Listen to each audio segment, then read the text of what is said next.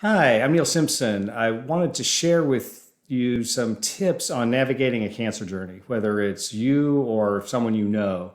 I've been through fairly serious cancer treatments twice now.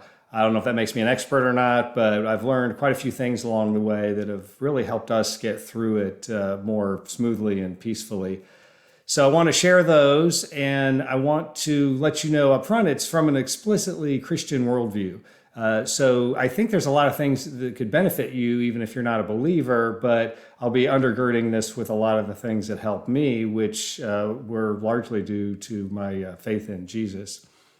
I've got to be candid. If you would have asked me a few years ago what my biggest fears in life were, other than losing a family member, but like personal fears, it would have been getting cancer and then having to endure the treatments for cancer. And then, even if it was in remission, living in daily fear that it would come back again. But I have to say that truly, by the grace of God, none of those fears have been realized. Even having had it twice, from the days I found out, I always slept well at night. I completely trusted the process. I trusted in God. And I'll talk more about this as we go along, but my faith has made all the difference in this, and it's been remarkable, and I can't be more grateful to God, because in my flesh, that wouldn't have been my first reaction at all. It would have just been complete fear and panic. But because of Him, it hasn't done that. Just a quick recap on my experience, and I'll share more as I go on. Back in 2017, I was diagnosed with follicular lymphoma, which, as cancers go, apparently is a good one to get because it's slow growing, and sometimes it's not even that urgent to treat. But mine was pressing heavily on my kidney and causing a lot of pain. And at first, we thought it was back pain or whatever. I was adopted at birth, and we have no medical records from my birth parents, so we had no idea if that was any kind of factor from family history. And I've always eaten well and worked out, and so people were shocked that I would have cancer. But this is something that who knows how it came about. So it took a while to diagnose and figure out what it actually was. And if you've got it, as you can imagine, when you always remember how you or where you were when you found out about it. I was on vacation and I got a call from my doctor, and normally it's a nurse that calls, but the doctor called, so I thought, well, this may be serious. And he said, well, you've got this triangle-shaped mass on your ultrasound above your kidney. And I said, well, that sounds like cancer. And he said, well, let's get you back in town and do some more tests. And I said, well, that still sounds like cancer. And sure enough, it was. It wasn't kidney cancer, but since it was on my kidney, that was my first reaction, is that it might have been that. So I did a little searching on that on my phone at night, and I realized, wow, this may not end well. But by the grace of God, I just set my phone down and fell asleep. I just thought, whatever happens, He is sovereign and this will work out. And we're blessed to live in a time and a place that have great medical care, and we're just going to do what we need to do as quickly as we can. I mean, we had a sense of urgency about it, and we weren't blasé about having cancer. But again, it eventually was diagnosed as follicular lymphoma, and I went through 6 rounds of IV chemo, and that's about as fun as it sounds. I found out later that it was a much easier treatment than some other than my second round, but still, chemo's chemo, and it would really wipe you out. And I learned to kind of monitor each cycle as far as like what happens on what days and how you feel, and so you could work around that. But it was it was a shock to the system, and then you wonder like, well, is this going to come back? But it was more of a matter of fact thing. I honestly didn't worry too much about it, and in theory, it should have been in remission for at least 6 or 8 years, and it might have come back. But if it was the same kind of cancer, it would be slow growing and wouldn't have been a big, overly large concern. I would have thought, well, okay, worst case, I go through the same treatment. Maybe they got something better. But as it turned out, after only 2.5 years of remission, it came back just raging, just in a transformed state. Technically, it's called diffuse large B-cell lymphoma.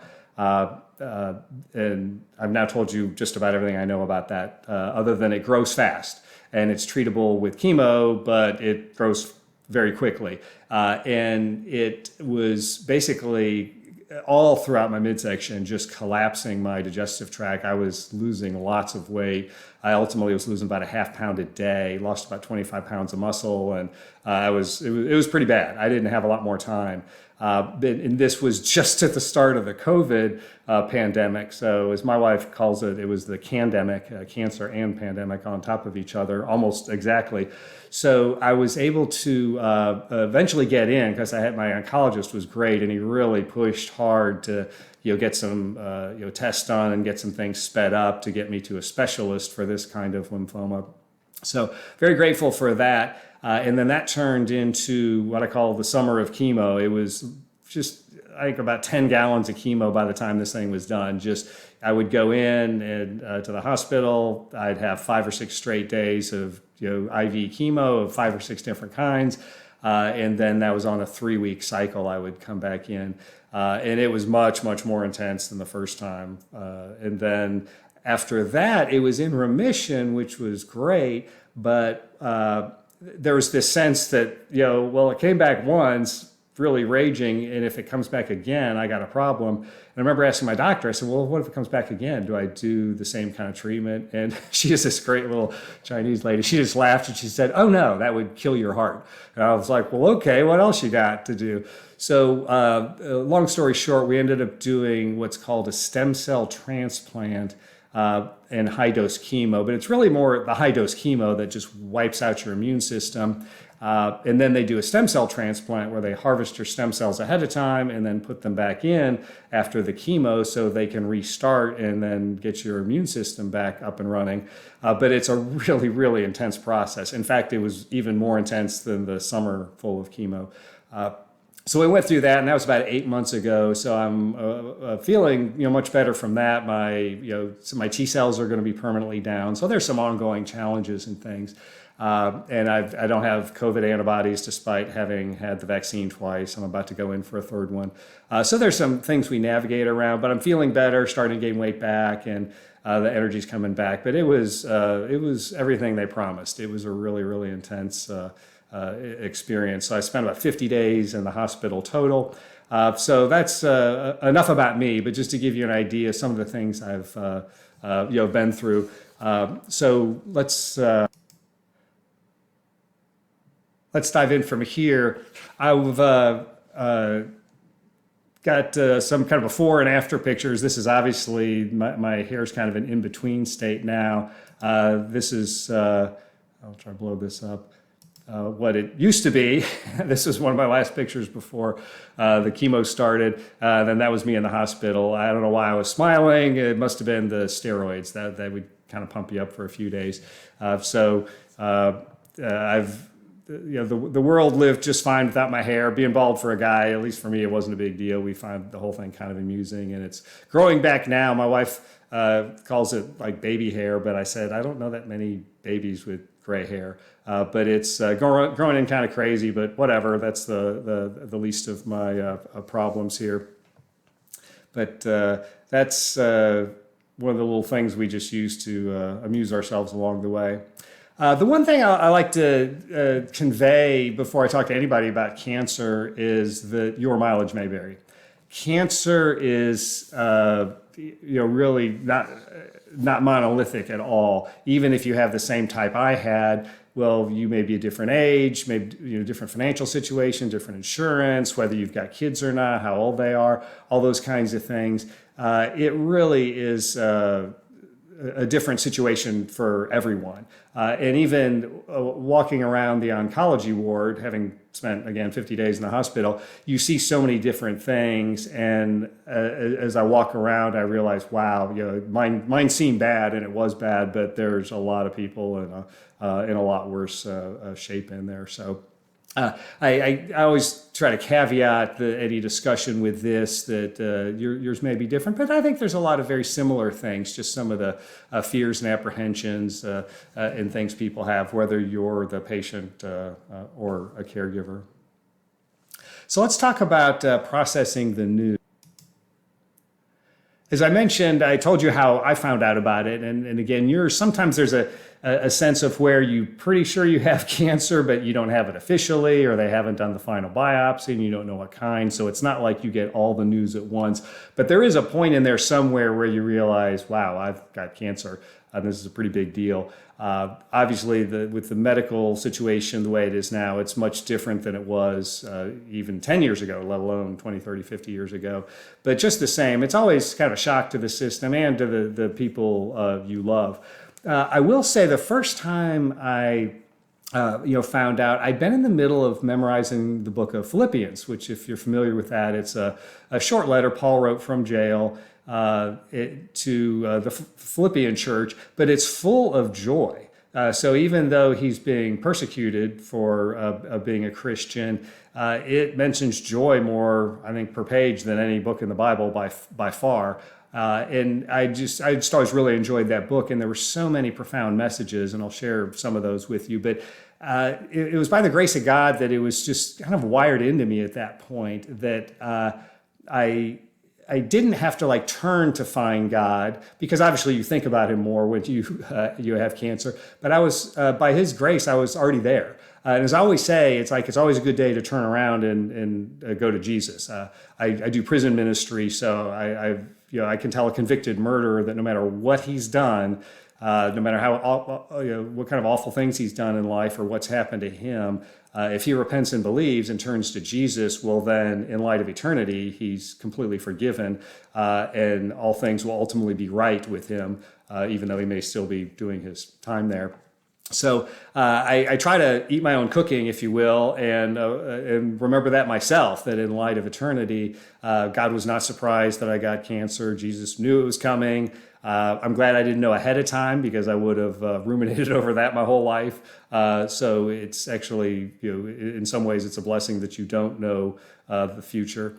But it really helped me process the news. So for me, I really didn't change my disciplines. I was already reading the Bible. I usually read a chapter in the morning, a chapter at night, and I have a prayer app I use in the morning, and I try to do some Bible memorization. So those things, there's a lot of reasons you do those, but I'll tell you that it really pays off when you have a crisis like this with cancer. So it just completely changed the way I processed the news, and for my family as well. But by the grace of God, my kids and their husbands and my wife were all believers, so we were able to put it through that lens of understanding that no matter what happened, this would work out, live or die. So my sympathies are with anyone who does find out, though, because again, it's always a shock, and it does take time to process. So my general theme is be nice to yourself. Don't, no matter what your spiritual state is, don't feel like you have to process it all at once or process a certain way. Just kind of, let it be. I do encourage you to, turn to God, pray, get people to pray for you, read the Bible, because you'll be reminded of eternal truths. But don't put yourself on some kind of timetable, because when people start to do that, they put unrealistic expectations, and you got enough problems if you've got cancer, obviously. And even when you're sharing with family and friends, it's, as a believer, it's an opportunity to share your faith, and it sounds weird, but you actually are worried about how they're going to process it as well.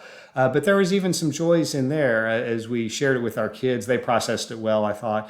But I remember my wife saying she was having lunch with her youngest daughter, and just wanted to know how she felt about the whole thing. And she said, well, for one, she felt like it had a good prognosis as far as healing, but she knew God was sovereign over all this and about our faith. But she also said, we don't have any unfinished business. And I thought, that was a nice place to be if you don't have unfinished business with the people you love. In fact, I did. It was a good opportunity because there's always some relationships, family or whatever, where things may be a little frosty, or politics or religion may have gotten in the way. But I really made it a point after I had cancer to just really focus on what's most important, and not let some of those other political type things seep in anymore, because time was just too short. And I'm glad I did that. It really paid off. So just keep that in mind, because the people are going to be watching you. And I don't mean to add pressure to you, but they'll watch how you process it. And I'll tell you, our number one prayer obviously was for healing. I got to admit, I was kind of hoping to live a little bit longer. But our number two prayer, which God has answered over and over and over, was that we not waste this. If we're going to have cancer, let's not waste this. I completely dropped the ball one day, and I resolved never to do that again. We were in the waiting room when I was about to get my official diagnosis, even though I knew it was going to be cancer. And some poor guy was there in the waiting room, and he sat down and he said, "I am so nervous." He was talking to himself. He wasn't even talking to anybody in particular. And I said a quick prayer for him, but later I was like, Neil, why don't you go over and sit with the guy and pray with him, or do something, anything, talk to him, anything besides just sit there. But it was just an awkward thing. It was a crowded room, but I thought, that's a stupid excuse. Next time, do more. So by the grace of God, I don't think I've missed too many other opportunities. In fact, during the COVID season, when I was in the hospital, that was a great witness opportunity, because I was never getting out of the house otherwise. That was the only people I saw was medical people. So some of them were believers, and I was able to encourage them. Some of them were not, but I was able to share with them, and try to plant some seeds, and in a positive way, show them that, like, I'm coming at this from a different angle, and also to express gratitude to them for what they were doing. And ultimately, at the end of my hospital stays, I wanted to do something nice, because this wasn't just like an overnight thing. You really got to know these nurses pretty well, because they're caring for you on 12-hour shifts. They're putting up with COVID, daily procedural changes, and they really take great care of you. And the doctors and the cleaning people and food services, everybody. So what I did is I wrote out a nice thank you note for them. I expressed my Christian faith in there, but just thank them regardless that God had used them and their abilities to help heal me. And then I also gave them one of my favorite books to give away. It's called The Story of Reality, if you can see that, by Greg Koukl. It's sort of a mere Christianity in more current terms. I find it a little more readable, but it answers a lot of the big picture questions, just as the subtitle, I believe, says, how the world began and how it ends and everything important that happens in between. So it really talks about the big picture of God, of the fall of man, Jesus, the cross, resurrection. He doesn't pull any punches, but he's very gracious, and he anticipates arguments well that people may have.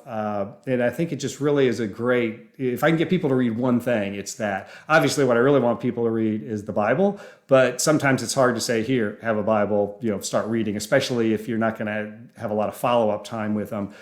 This, I think, gives people a really compelling overview of Christianity and why they should consider it, and then that would hopefully launch them into learning more and reading the Bible. So speaking of reading the Bible, I can't encourage you to do that enough as you're going through really regular life, but especially if you're fighting cancer or someone you love is. This is one of the passages that really resonated with me, and I've always liked. I've always liked this. The middle verses are fairly popular to know about the steadfast love of the Lord never ceasing and His mercies never coming to an end.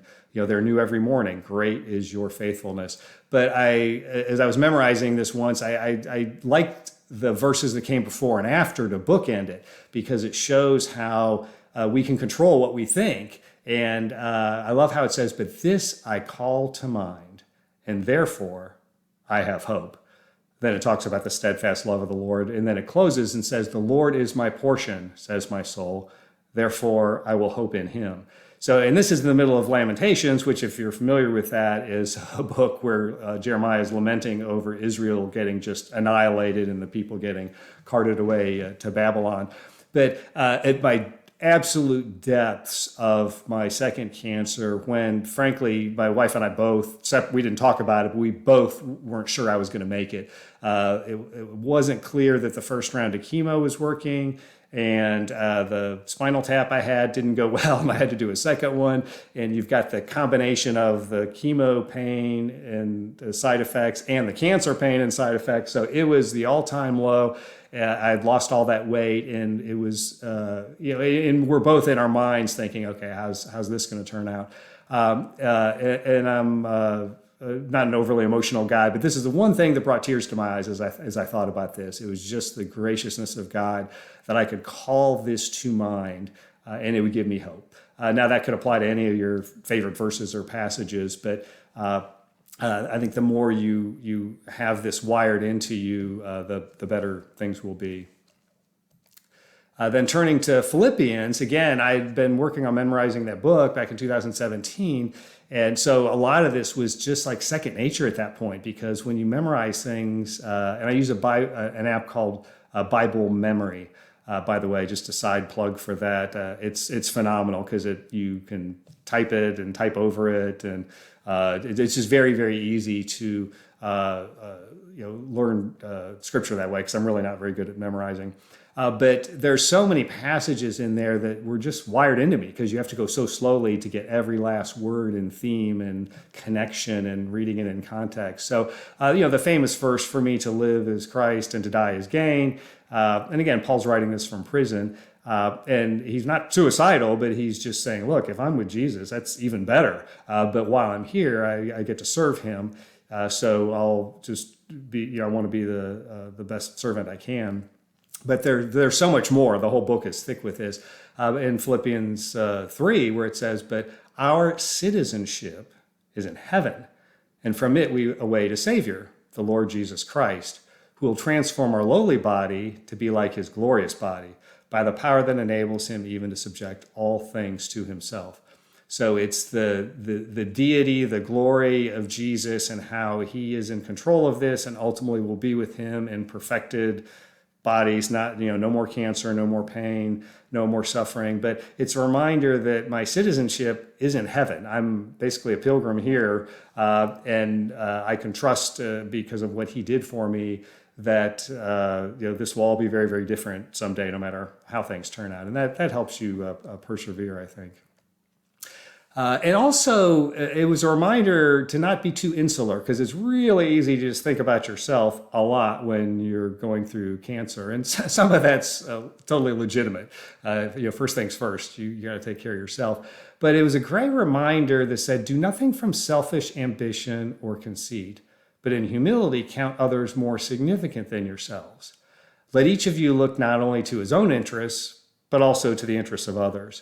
So when I was in the hospital, I really tried to be very focused outwardly. And I'm an introvert, so I could, as I say, I love the concept of people, but I don't need to be surrounded by them all the time. But I would really try to get to know whether it was the cleaning person or the nurse or the doctor or the cafeteria people or the guy who would push my bed down to get the spinal taps each round. I tried to get to know them and ask about them and follow up with them. And it was amazing. It's really just, kind of getting them to, and then thinking about things from their perspective, because they have tough jobs to begin with. But then in the middle of the COVID pandemic, when things were just changing daily, it was just unbelievable for them. And they were taking risks just to be in there, to serve me. So this was helpful for me to not just think about myself, and even just to think about my wife or my family and how they might be processing this. So I tried to avoid getting too insular, and this helped. And then finally, this is a fairly famous passage. Don't be anxious about anything, but in everything by prayer and supplication with thanksgiving, let your requests be made known to God. So there's still a lot of things to be thankful for in the midst of this. And the peace of God, which surpasses all understanding, will guard your hearts and your minds in Christ Jesus. That was never more true for me than when I was going through this. I mean, I really can honestly say I had a peace, and I know it was from him, because again, in my flesh, it would have been the opposite. And then he also tells you what to think about instead of the negative. Think about what's true, honorable, just, pure, lovely. commendable. If there's any excellence, if there's anything worthy of praise, think about these things. Think about Jesus. Think about God. So try and think about other people. It helps take your mind off of your own problems. So let's shift gears a little bit into some. I don't have too much to say here. My wife could do a whole video because she is just the best of wives and best of women and did just amazing, amazing things for me. In fact, there's whole books written on how to be a caregiver because it's a very, very stressful place to be because you're trying to do so much and you feel some pressure, but then you can't control it. You're not the doctor. There's limits to what you can do. But in some ways, she had it tougher than me, and I was just oblivious for part of it, just because I was so sick and recovering at the time after the stem cell transplant and the high dose chemo. Because I was in the hospital 3 weeks, and she didn't want to go anywhere. And then even when she came home, I had the immune system of a newborn who was sick, basically. So we had to be so careful. So she was so paranoid about bringing COVID or anything in, even a common cold, to the house. So poor thing, she went months with only seeing somebody at the back of the van loading groceries in. Like that was it. Whereas I'm at least getting to talk to medical people throughout the day when I'm in the hospital and going on to my many doctor appointments. So I would give caregivers the same tips, which is like be nice to yourself, give yourself breaks, don't put too much pressure on yourself. It really is a challenge, but it's a blessing if you have someone there to help you because my wife's really good at research, really good at taking notes. So she would join me on. She couldn't go to the doctor, unfortunately, and she couldn't visit me in the hospital. But we would conference her in when I met with the doctor, so she could ask questions and fill in the blanks or remember things I didn't remember, that sort of thing. So that she was a huge blessing, and I pray that you would have people like that in your life who can do that. And they can be a little frustrating sometimes when they're asking questions, but try to be nice to them because they're doing a lot for you, and it really is a very challenging role for them. So I like to say it's good to research, but not too much because the internet's a big, scary place and you start to read about every last possibility and it can be overwhelming. For example, when you have cancer, but not what kind, well, then your mind can just reel like you don't know what stage or what kind or the treatment or whatever. But the more information you get, to me, it got a little bit easier because at least you knew like, here's our battle plan. Here's this kind of chemo and here's what that's going to do and here's your odds or whatever. It was just a little bit comforting to know that. So obviously you do whatever research you need to be comfortable with, but there's a point past which it's like I learned to trust my doctors. They were really, really good, and whatever they were going to tell me, I was going to do. And then again, my wife would help research. It pays to be married to a librarian, I guess. She was good at that.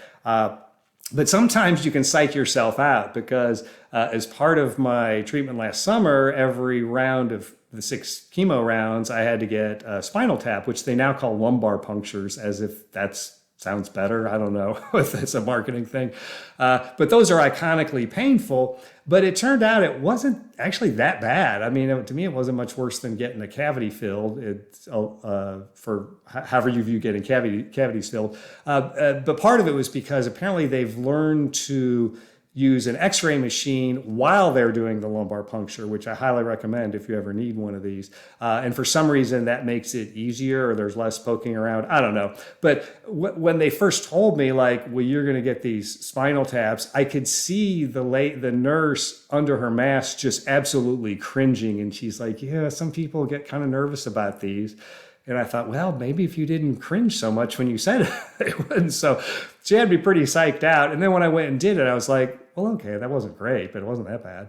And the same thing happened. I had to get a bone marrow biopsy where they basically drill a little bit of your bone out of your hip before I did the stem cell transplant, because they had to make sure that you didn't have bone cancer already, because that would be bad if they pull out your stem cells and then they have cancer in them and then they put them back in after this. So Anyway, so he had to do this, and my doctor was doing the same thing. Of course, she had two masks and a shield on, and I could still see her cringing about it. It's like, they're pretty painful. And so I'm like, well, okay, let's just get this over with. But I had months of thinking about this in my head, like how painful this is going to be.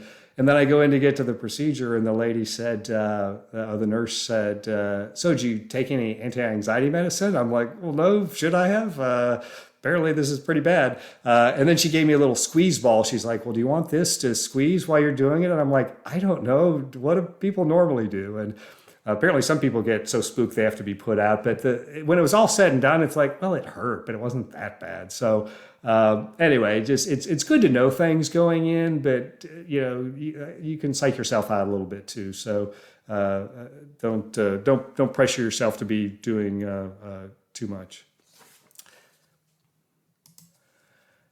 So here are just some general tips. The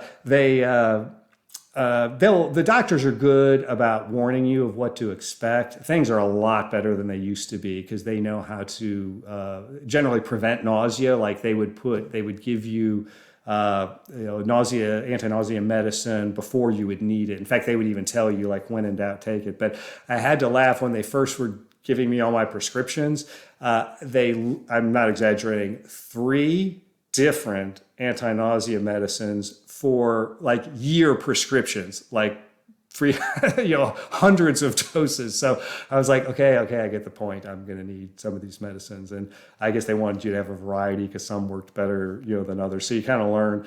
And you also realize after a while, when you go to Walgreens, you're basically like, okay, just give me one of everything because there are times when you're on lots and lots of meds and it's hard to keep them straight. And they also, I hopefully have good medical coverage, but ours is great. But I, hit the out-of-pocket limit pretty quickly with all these scans and everything else. So when I'd go to Walgreens, they would be free even. So it's like you get in a routine of things like that.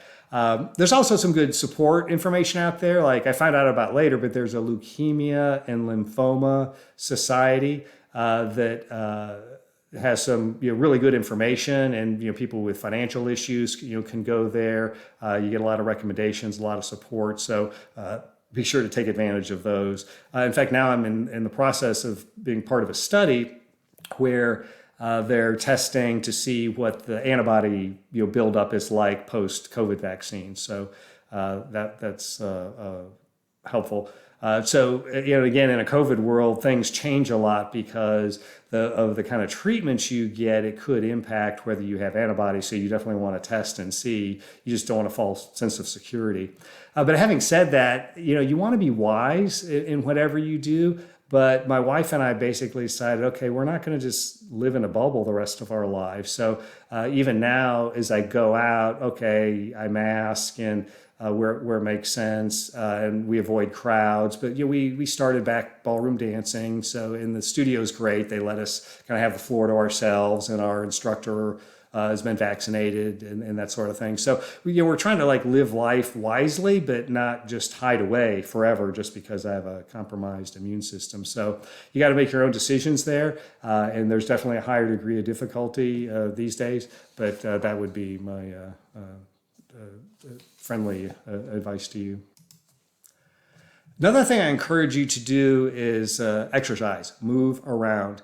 Now, I wouldn't start something new that you weren't doing before. That might be a strain on your body, but whatever you were doing, if it was anything, I would keep doing that. And if you weren't doing anything, I would tell you to at least go walk around the block. Or when you're in the hospital, get out of your bed and walk around. My wife jokingly called it chemo camp cross-training because the nurses were like, what are you doing in there? Well, I wasn't doing anything intense. I was just doing like some single leg or lunges and some calf raises, and I would get out 3 times a day and walk the floor with my little IV pole and cart it around. My thinking was, 1, it's a stress relief, and 2, God made your bodies to move. If you've ever had a limb immobilized, like I had knee surgery once, and in 3 days, my leg was just shrinking just from being immobilized. God made our bodies to do things. So again, it doesn't have to be overly intense, but every single doctor and nurse I talked to without fail said it was great that I was out moving around.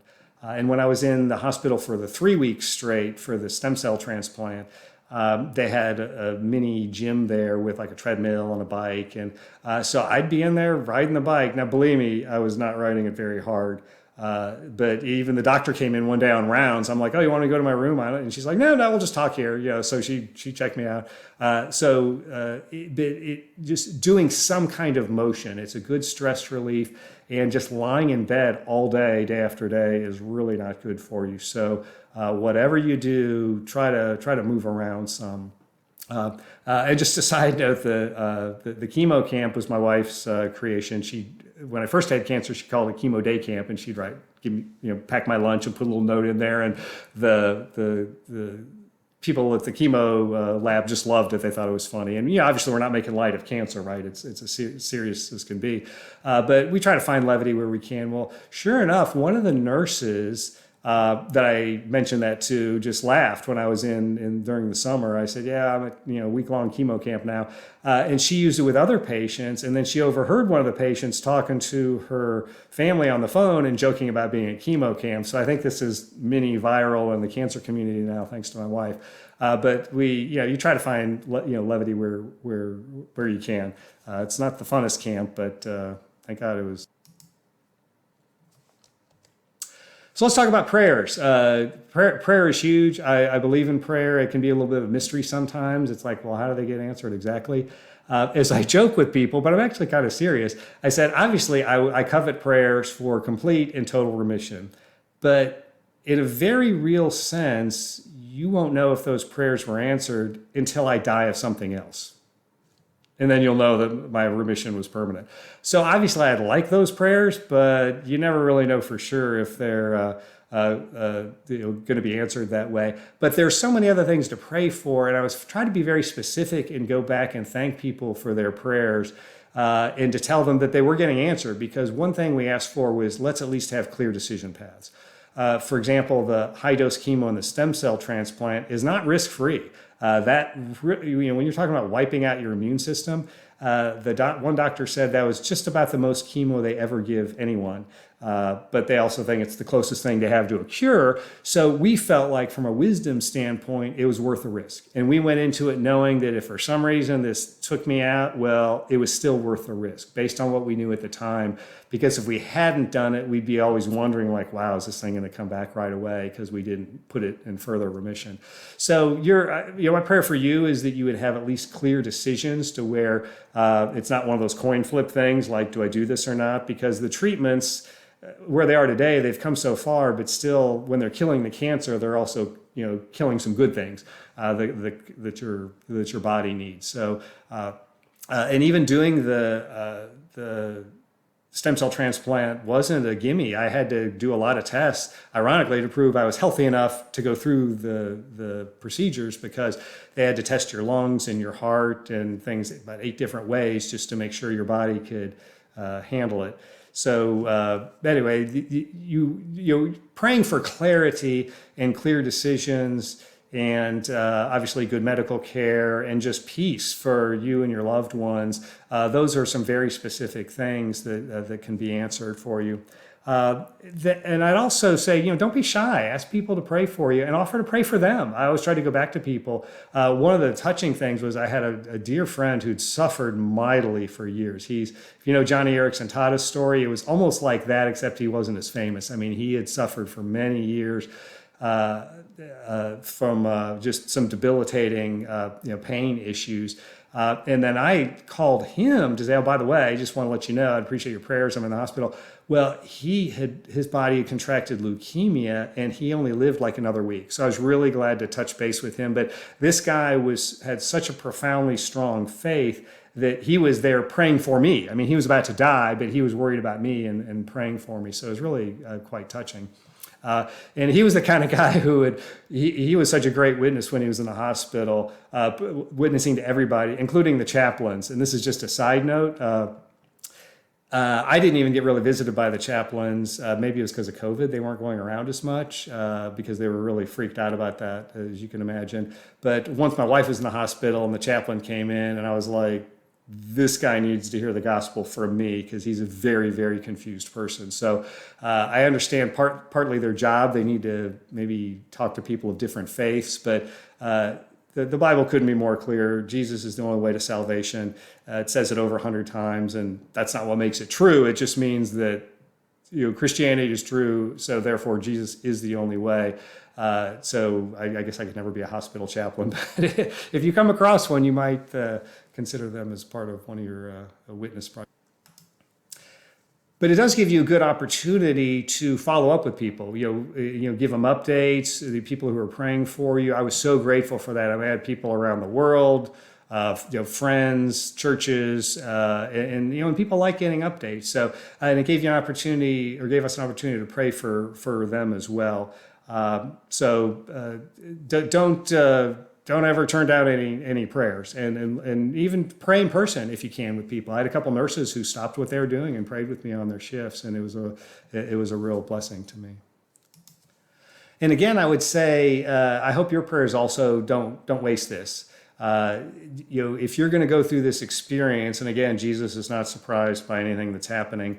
Try to think about, okay, how do I use this for His glory? How do I share it with somebody else or encourage somebody else, whether they're going through it or just even if it's not cancer, because this all applies to really any tragedy or challenge in life, I think. So my prayer for you is that God, that you wouldn't waste any of this, no matter what happens to you, that there would always be opportunities. And even if you miss some, don't worry about it. There'll be more coming around the bend later. So finding joy where you can. I talked a little bit this already. Again, we obviously don't make light of cancer. It's a very serious and potentially deadly thing. But we really do try to find humor in anything and just enjoy the little tender mercies God gives you, whether it's I was enjoying my dog. She was the French bulldog that was in the picture up front. Sadly, we had to put her down while I was in the hospital because her health was deteriorating, and she was 10 years old, and that's kind of their lifespan, and so that was sad. But she was kind of my chemo buddy. We got her right as a rescue. She was older, but we got her as a rescue right when I first had cancer, and she was just a great napping buddy. I was taking a lot of naps, my chemo naps, so I just pick her up, put her on the couch, and she's like, sure, great, let's nap. This is what I do. And she was around through pretty much all my treatment, the second time. So even little things, just enjoy them where you can, find humor where you can. It's such a serious, challenging thing, but don't let it overwhelm you and stop you from living life. More than anything, I encourage you to keep an eternal perspective. Everyone spends eternity somewhere. I know there's some atheists out there, but just to be blunt, deep down, everyone knows there's a God and there's a creator and that we're going to face him. And a lot of people will go to great lengths to anesthetize themselves to that truth and to try to deny it. But and sometimes they'll act like, well, if there's a God, I'll tell him a thing or two. But the absurdity of that is so embarrassing on their behalf that, if there's a God, he's bigger than the universe and able to create the universe. So the notion that you're going to tell him how things should be is just one of the most ridiculous things someone could invent. So I don't say that in a mean way. I just say that in a very practical way. But as a believer, though, keeping an eternal perspective really does make a difference because again, I'm not eager to die, but I'm ready to die. And I'll be with Jesus and I don't be very happy. But in the meantime, as long as I'm here, I feel like I've got a job to do as an ambassador for Christ. So I think, having cancer or helping someone through cancer, it gives you a chance to live what you believe. And really to put it in play. So this isn't theoretical anymore. This is as serious as it gets. But you can model that to others and really reinforce it for yourself. I say this tongue in cheek, but I almost wish everyone could have a near-death experience. And by that I don't mean like the out-of-body kind of thing. I just mean if you come to grips with your mortality and you have to think seriously about it. It can do great things for you because some people, especially today with all the smartphones and devices we have, you can go for days, weeks, months, years, completely entertaining yourself or distracting yourself, and not stop and think about the fact that you are going to die someday and face the one true God of the universe. And ultimately, you either have repented and believed in Jesus or you haven't. So if you have, that's beautiful, and that gives you a different perspective. If you haven't, then this hopefully will give you pause, and you will take some time to think about that. I also like to talk about the theme of gratitude. I've heard gratitude called a parent virtue in the sense that it leads to other virtues. So it sounds weird to say, wow, I've got cancer. Why am I grateful? Well, in most times in history, in most places in the world today, I would be dead already. Because I had what's called a blood cancer, so you can't even perform surgery on it, even if it was a crude surgery. It was going to kill me fairly quickly if I hadn't had this elaborate mix of chemotherapies that somehow they figured out by trial and error and research over many years. So just the plate that I live here, that I have healthcare, that I have a great family. I mean, there's a big list of things to be grateful for, and that can help reframe your thinking. So it's not that I'm glad I had cancer. It's just that given that I had cancer, there's still many things I was grateful for. And I even mentioned to one of the doctors who were pretty much all non-believers, I think, although I tried to plant some seeds with them. And I just said, well, I really appreciate what y'all do. I said, because healthcare is not a right. He's like, oh, it is. And I said, well, I was very polite about it, but I said, well, no, technically it's not. I said, I do not have an obligation to the doctor's time. I have no right to make him go to medical school and spend all that money and use all his gifts that way. And the same thing with the nurses or even the cleaning people. I'm not obligated to that. They were doing it, and they're getting paid for it. So, but I don't have an intrinsic right to that. So it is a blessing that I have it, and I tried to never forget that as I went throughout the whole process. And again, all the time and energy and money and pain that went through over the decades figuring it out to get the treatments to this point. A lot of people suffered, a lot of people did a lot of hard work. So I've got to be grateful for that. So I didn't want to just sit there and feel sorry for myself. And as one of my friends said once, he was having some troubles with a house he was building. He said he caught himself. I think he wasn't saying it in a haughty way. I think he realized he was, in his mind, he was kind of whining. But he said, you know what? A lot of people would like to have my problems. So I've tried to remember that. And as I walked around the oncology floor, I often thought that. I said, even with this cancer, a lot of people would like to have my problems. A lot of the people on that floor, they'd like to have my problems. They might like to have your problems. So again, not trying to put a happy face on cancer, but even in the midst of that, there are a lot of things to be thankful for. Not even, obviously the big picture as a Christian, my salvation and forgiveness for my sins is something I should never stop being grateful for. But even just in the midst of the cancer, all the blessings that I have were astounding. And one last thought on the gratitude. A pastor that I do prison ministry with, I love him dearly. He's a great pastor, really has a great passion for the ministry. But he sent me a note and he said, he was praying for me, which I appreciate. He said, well, and remember, it's okay to be mad at God. And I thought, maybe I could come up with a theological justification for that. But with all my sins, and I'm the biggest sinner I know, with all my sins, it never occurred to me to be mad at God. I mean, the notion that he blessed me so much in life. I mean, just growing up in America and wife, kids, career, health, so many great things that now he's pulling up the drawbridge on me and giving me cancer, like he's jerking me around. That was so foreign to me. So I was, again, I appreciated the pastor's sentiment because some people may have a tough time processing it. But my encouragement to you is the sooner you can skip over that or at least get past that and not blame God and not like, why God? Because maybe you'll get an answer, but you might not. So in the meantime, you should just deal with it and read his word and find out more and more about him and know that he is righteous and loving and pure and holy. And he's not doing this to jerk you around. We live in a fallen world. Bad things happen. We're all going to die.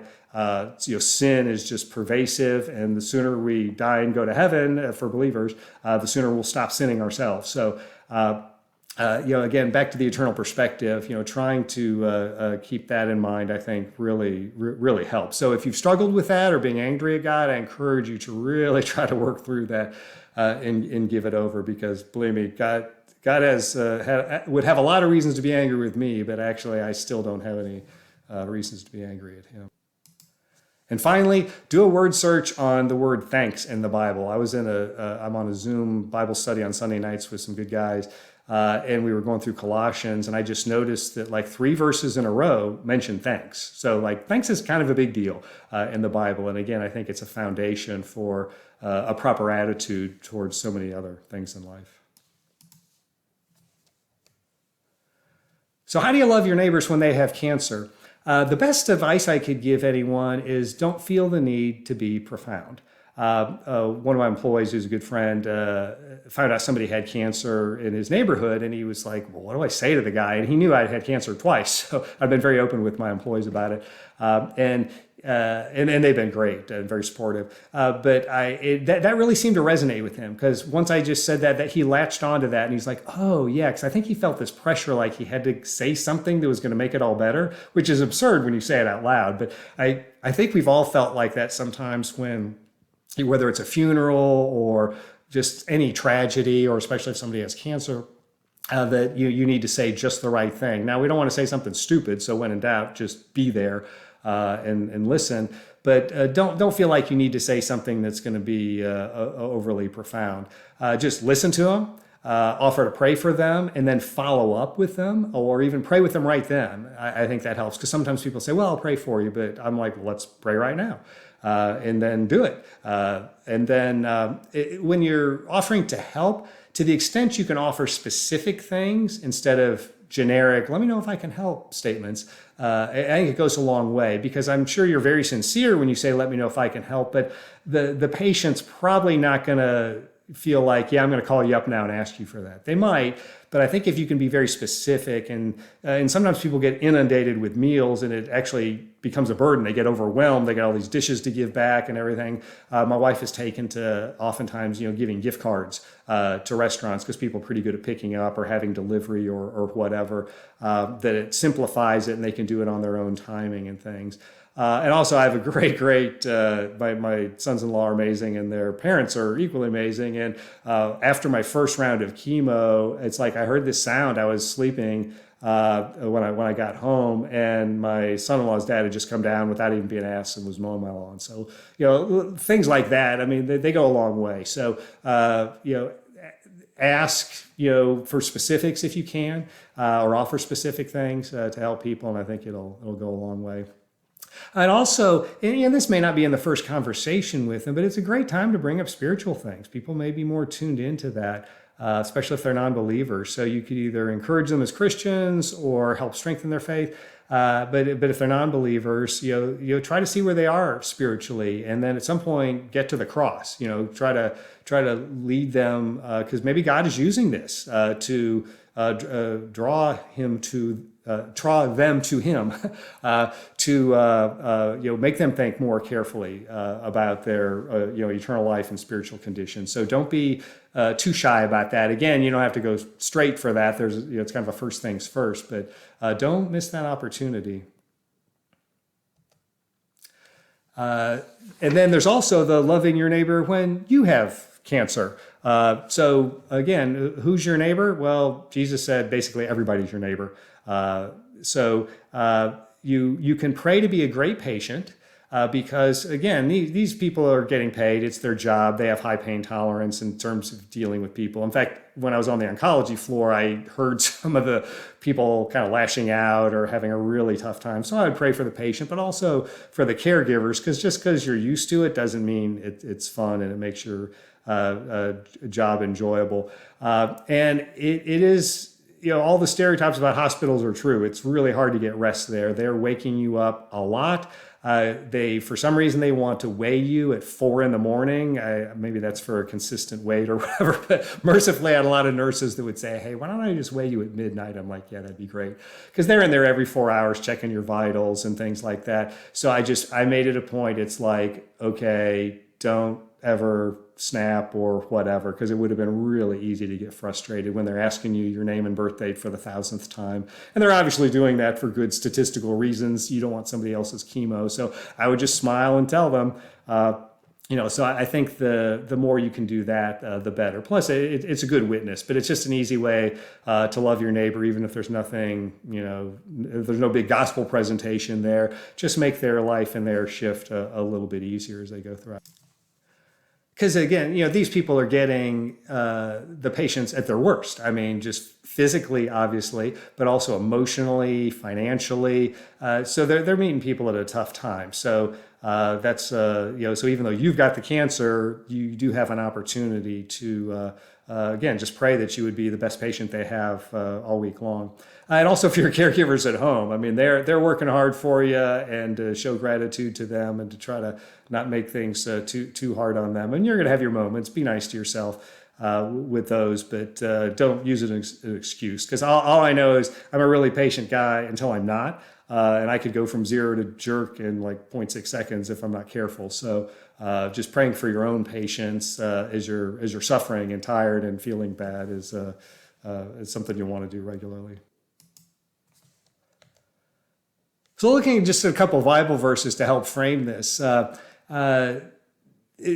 we get, as Christians, we get to look at things in a different way. This is a famous passage from 1 Thessalonians where Paul's saying, but we do not want you to be uninformed, brothers, about those who are asleep, that you may not grieve as others do who have no hope. Now he's talking about people who have died there, but I think the general theme applies to us that as Christians, we get to look at the world a different way. We still have our fleshly nature, but when we override that and we try to put that to death and focus more on the spiritual nature, we don't have to grieve like other people do who have no hope, and we don't have to process cancer or anything else as others do who have no hope. And we can try to give them hope as we do that. And this is a verse you're not going to see on many coffee cups or T-shirts. And I think Peter was writing here more to the persecuted church, but I think it applies to anything bad that happens, where he's saying, therefore, let those who suffer according to God's will entrust their souls to a faithful Creator while doing good.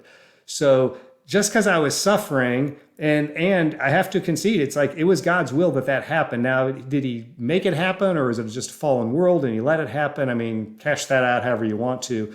But he could have stopped it at any moment. I mean, he's in charge of every molecule in the universe. So he was letting it happen, and I trusted that. So I wanted to entrust my soul to him and continually because he is a faithful Creator. And I wanted to try to keep doing good while he was doing that. So obviously I didn't do it perfectly, and I'm still not, but this is a sobering passage, yet the Bible's so true. It really describes the world as it really is, and that's the way we should live, because otherwise things would make no sense. If people believe the prosperity gospel and those awful phony TV preachers, they would think, oh, well, it's my lack of faith. It's why something bad has happened. Well, that's not it at all. So that would be my other caution is, read the Bible as much as you can, because it'll help you avoid the bad theology, because people may be well-intentioned, but they can say some really incorrect and unbiblical things when you're suffering. So yes, God is letting it happen. Is he doing it as a punishment? Probably not. But is he letting it happen? And is there a greater good in this? Well, absolutely. I mean, just go read the story of Joseph. I mean, he literally gets sold into slavery by his brothers. that's kind of a big deal. And he suffers for many, many years. I mean, we get to read the story quickly, but he suffered for years and then worked his way up and then suffered again when he got falsely accused and thrown in prison, and ultimately had a great ending to the story. But the notion that he might have wondered why these bad things were happening to him, would have been a powerful one. So be careful with to be able to filter out bad theology. People may be very well intentioned, but don't let them get you down if they say something that's inappropriate. And finally, I love this one from 2 Corinthians, where it says, "Blessed be the God and Father of our Lord Jesus Christ, the Father of mercies and the God of all comfort, who comforts us in all our affliction, so that we may be able to comfort those who are in any affliction with the comfort with which we ourselves are comforted by God. For as we share abundantly in Christ's sufferings, so through Christ we share abundantly in comfort too." So things are going to happen, but then God can use those. And just like hopefully he's using this for you right now and for other people, that he's comforted us in our affliction in a mighty way. I mean, I just can't describe how much comfort he's given my family and I throughout all this. But it's my desire that then we could then use that to comfort other people who have various afflictions, not just cancer. So that's a great thing to keep in mind as you go through your journey, regardless of what side you're on. My other advice, and this could be Christian or secular, if you will, is just redeem the time you have. You may have a lot of time on your hands. I was actually able to work through my hospital stays. Like if I had testing all day or doctor appointments all day, I was taking vacation. But when I was sitting in the hospital, I'm not a TV watcher, so I had a lot of time on my hands. So I'm doing conference calls and answering emails, and people were great and flexible at work, but I was like, I got to do something here.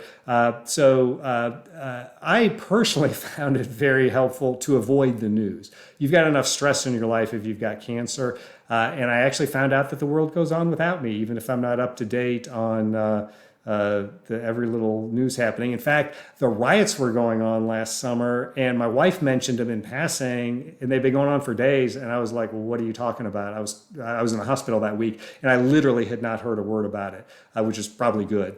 So I really, really tried to avoid the news. Some things you just can't miss, but I tried to avoid it as best I could. I also used the time, I tried to keep on my spiritual disciplines, reading the Bible, memorizing verses. I for whatever reason, I memorized Revelation chapter 2 and 3, Jesus' message to the churches. And that was really edifying and wonderful because I'd read through those before. But again, when you memorize them, you really get down to the details and read the background on them and things. So seeing the message Jesus had to the churches and the encouragement he gives and the warnings he gives and the rebukes he gives, but also the promises for those who conquer, for those who persevere. There's so many great blessings there, eating from the tree of life and the paradise of God, the hidden manna, you're ruling the nations, just on and on. There's so many great things. So I tried to redeem the time there, but I also found reading was hard. I went months, especially after the high-dose chemo, where I just was too tired to even read. But I would binge listen to podcasts. I love Stand to Reason. That's the guy who wrote that book I mentioned. Greg Hogel hosts that show, so it was just great to listen to. I listened to some audiobooks. You can listen to the audio Bible. You can download that for free. I think it's bible.is.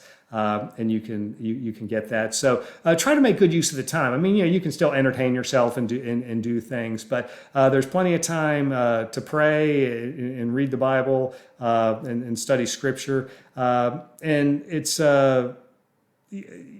just a good stress reducer. The other thing, just on a practical level, I did, and I'd done this in 2017, and then I redid it last year.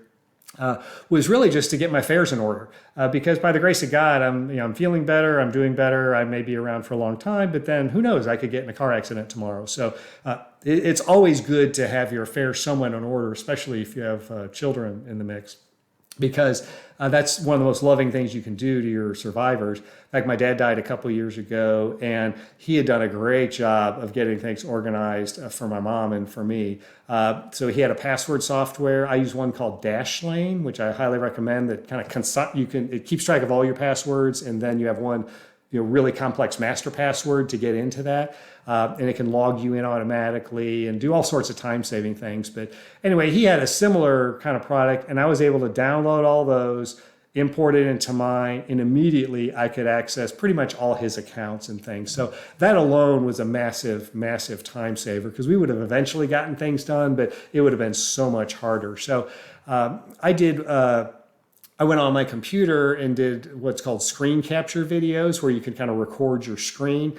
And I showed, they were for my wife. I was like, okay, this one's how you use the Quicken software, and here's where the insurance information is, and here's what our investments are like, and just, a bunch of those things. And they weren't like, high quality, not that this is either, but I basically wanted something easy for her to access and go back and reference. And you can make lists of things, but whatever you do, try to lay it out for your loved ones, because I think sometimes people are superstitious and don't want to have a will or whatever, which is, to me, it's just foolish. And as Michael Scott would say, I'm not superstitious. In fact, I'm not even a little stitious. Michael Scott was a little stitious, but. I think having your affairs in order is a very loving thing to do for your family. So if you've got some pent-up energy, I would encourage you to do that. So finally, I'd like to close on ask people, what's your biggest problem? Now, you might think, well, if I got cancer, that's a pretty big problem. But if you've haven't repented of your sins and trusted in Jesus for your eternal salvation, cancer is actually not your biggest problem. I'm not trying to downplay cancer. It's a big deal. You need to do something about it. But in parallel, you need to get right with Jesus, because you are going to face him someday, and he is the only way to salvation. He created the universe and everything in it. He came into his own creation, lived a perfect life, died a brutal death in your place, should you choose to trust in him. And you don't have to do any works. Your good deeds are not going to save you. Being a little bit better than your neighbors, not going to save you. All your best excuses will evaporate in an instant when you die and face God. So having said that, if you have repented and believed and you're a Christian, then now cancer is your biggest problem, because Jesus has solved your bigger problem. But I would just encourage anybody still listening at this point, if you're, whatever you do, get closer to him. If you haven't repented and trusted him, we'll read about him, learn about him, ask all the tough questions. If people say just believe, well, then go ask somebody else the tough questions, because we've been answering these things for 2,000 years. Again, this book, Story of Reality, is phenomenal to help answer a lot of those basic questions. I think it'll give you good, thoughtful reasons to consider the Christian faith. But eternity is a mighty long time. So don't go into it with bad thinking and thinking you get to make up a God in your own image. The God who revealed himself in the Bible is the one true God. Jesus is the one true God, part of the Trinity, along with the Holy Spirit. He is the only way to salvation. So if you're right with him, that's great. And then just keep learning more about him. Try to serve him, love him, share him with people. But if you haven't, then I cannot encourage you enough to learn about him. Again, you think cancer is your biggest problem, but if you die without Jesus, then you've got a much, much bigger problem.